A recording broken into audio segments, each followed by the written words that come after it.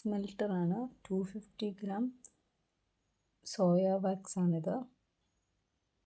നന്നായിട്ട് മെൽറ്റ് ആയിട്ടുണ്ട്. 5 ഡ്രോപ്സ് അല്ലെങ്കിൽ 10 ഡ്രോപ്സ് കളറ് ഇതിൻ്റെ അകത്ത് മിക്സ് ചെയ്യണം.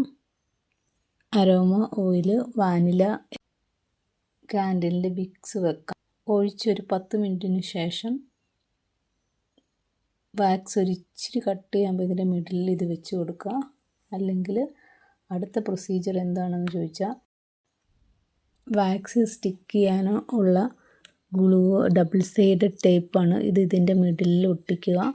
അതിൻ്റെ മിഡിലിൽ വാക്സിൻ്റെ വിക്സ് ഫിക്സ് ചെയ്യുക. എന്നിട്ട് നമ്മൾ മെൽറ്റ് ചെയ്ത വാക്സ്, സോയ വാക്സ് ഇതിൻ്റെ അകത്ത് ഒഴിച്ചാൽ മതി.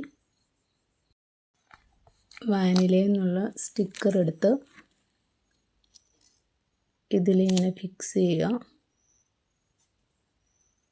ഇനി നെക്സ്റ്റ് ചെയ്യേണ്ടത്, നമ്മൾ ക്രിസ്മസ് തീമിൽ ചെയ്യുമ്പോഴത്തേക്കും ഇത് ഡെക്കോ പാച്ച് എന്ന് പറഞ്ഞാൽ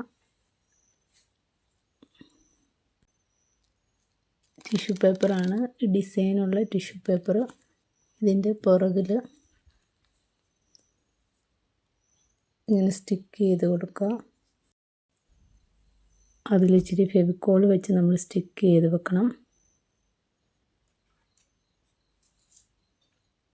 ഗോൾഡൻ പേൾസ് ക്യാൻഡിൽ സെറ്റ് ആകുന്നതിന് മുമ്പ് അതിൽ പ്ലേസ് ചെയ്യുക. അതുപോലെ തന്നെ ഡെക്കോ പാച്ച് ടിഷ്യൂ പേപ്പറിൻ്റെ മുകളിൽ ഗ്ലൂ ഒട്ടുന്നതിന് മുമ്പും പേൾസ് വെക്കണം, ഗോൾഡൻ പേൾസ്.